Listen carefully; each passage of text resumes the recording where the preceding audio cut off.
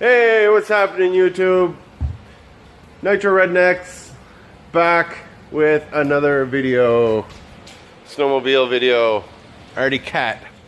High country. Today I'm going to show you guys how to install a tether switch. Alright, so first things first, guys.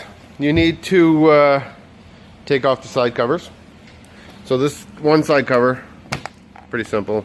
Pull the pin, pull your cover off, put it to the side. Next side, you got this little dial under here. You got to turn that like 50 freaking times to get it unscrewed all the way. It's unreal. Pain in the ass. Pull this side off. Next thing you're gonna do, you're gonna get a T20, and you're gonna take these torque screws out. There's one on each side and two underneath here. Next thing you're gonna want to do, if you got the goggle bag, pull your goggle bag out. You got a plug-in down here. So for this plug-in, it's pretty simple. You got a little tab towards the back. Just press down on it and pull towards you. And next for the cab, what I do, grab right here, right under the dash. Grab down here on the, right here in the front of the cab. Pull forward, lift up. So next thing you want to do, there's two torques, one in here. There's your filler. So you can have a torque in there and another torque there. You gotta remove those, remove your plastic piece. Now this step, you're gonna need a pair of channel locks. And right on your gas tank, there's this cunty McCunt. And yeah, you gotta turn that and turn that and turn that. And it's, for this one here, it's a cunt. She's fucking here glued on. Alright guys, so I got it off, and if you want to follow the instructions, basically what it says is 1.75 from the center of that hole, and then 0.875 from the inside out. So center of the hole, 1.75 down. I already have mine kind of marked here. And 8.875 in, so just a bit over 3/4 of an inch in. And as you see, I got mine half-arse marked with a pencil because that's all I could find. Now you need a 1/2 inch hole. So next step, as you can see, that's this just screws on.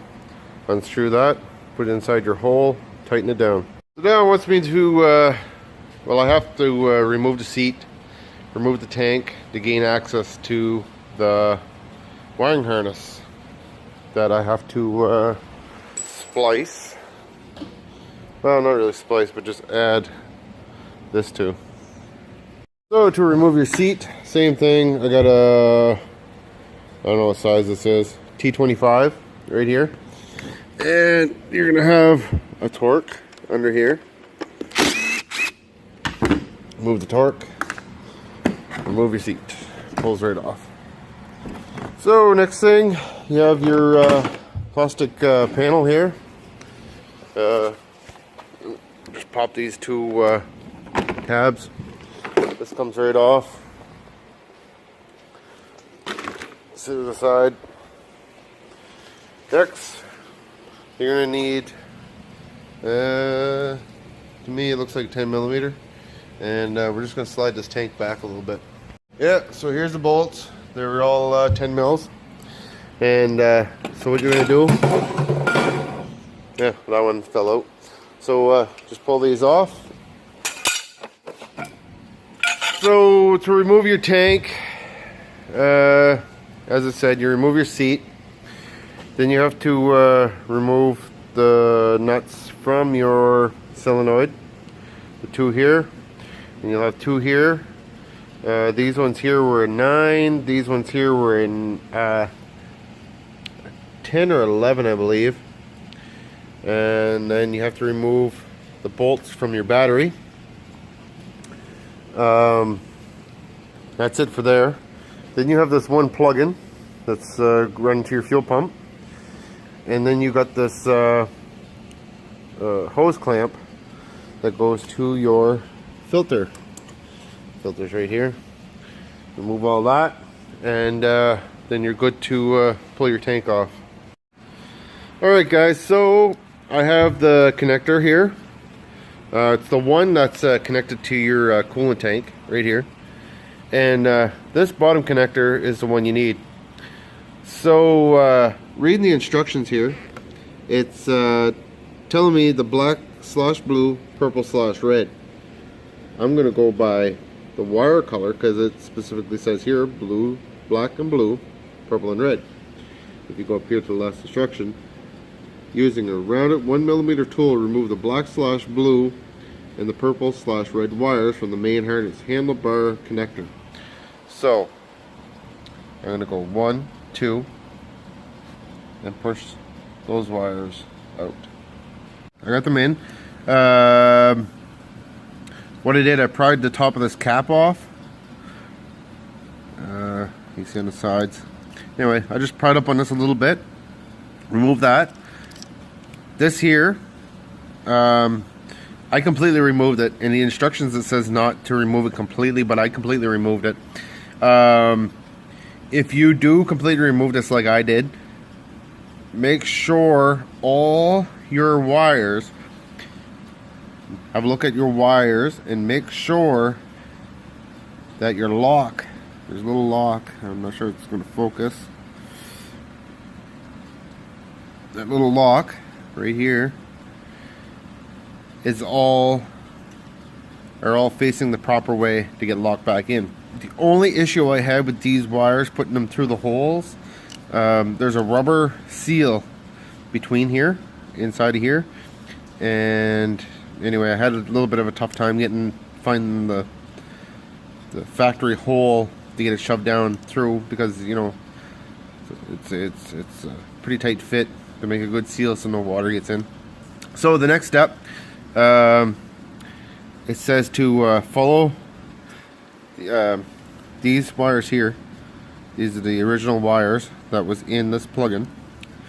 So what you want to do with these wires, it says in the instructions, take, so this is the purple and the red, and you put it beside the purple and red on the plug.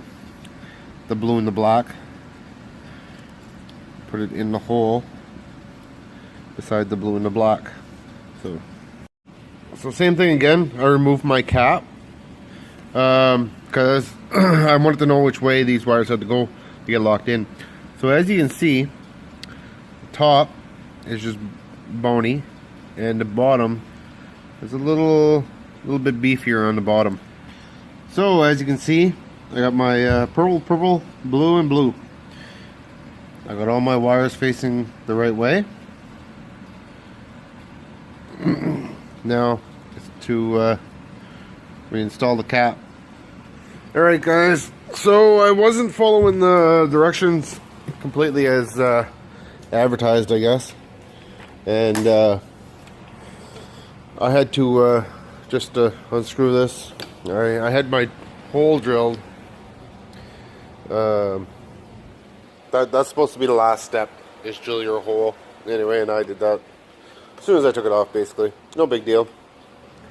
So all I did was unscrew this, plug it in, and then I put a zip tie right here, just to hold all the wires right against my my coolant tank, because you don't want anything chafing. You don't want anything coming loose and chafing on you against that gas tank or anything. Alright guys, here I am. I have my tank set up right here because I just got it all just jimmy rigged on a couple of 5-gallon buckets.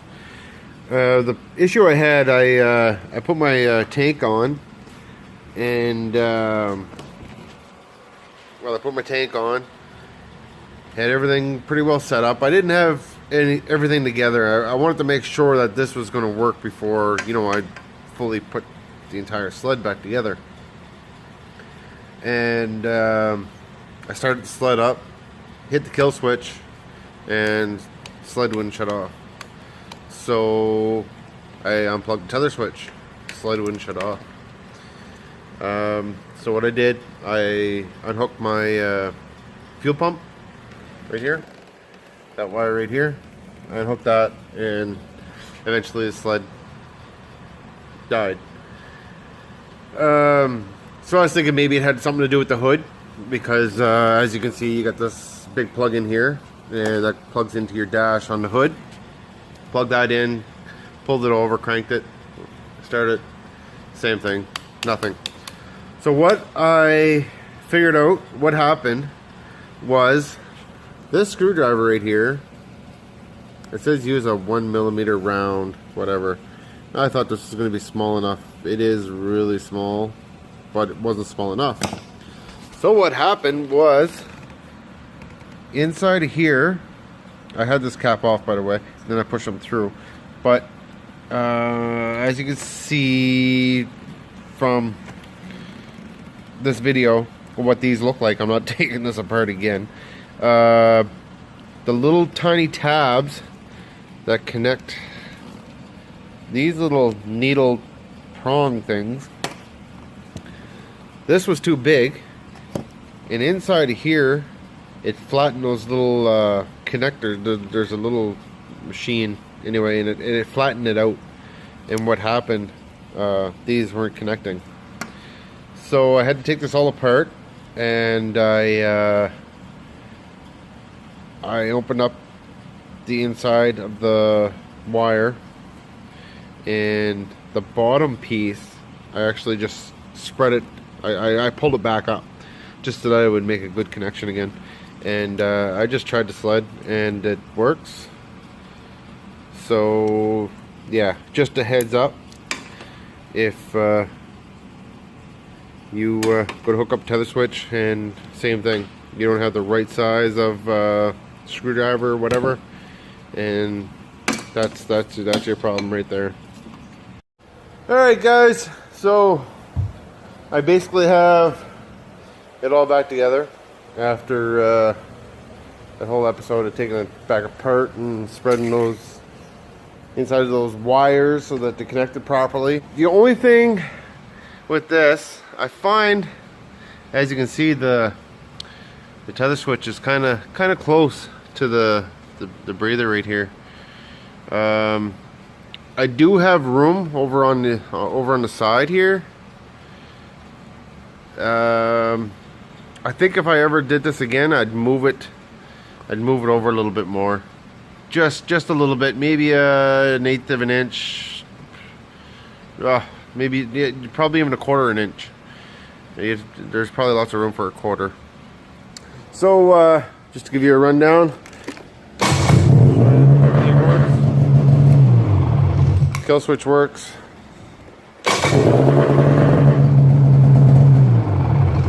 Tether switch works. So as always, everybody, you like this video, make sure you hit that like, and any questions, comment down below, and you want to see more videos, subscribe.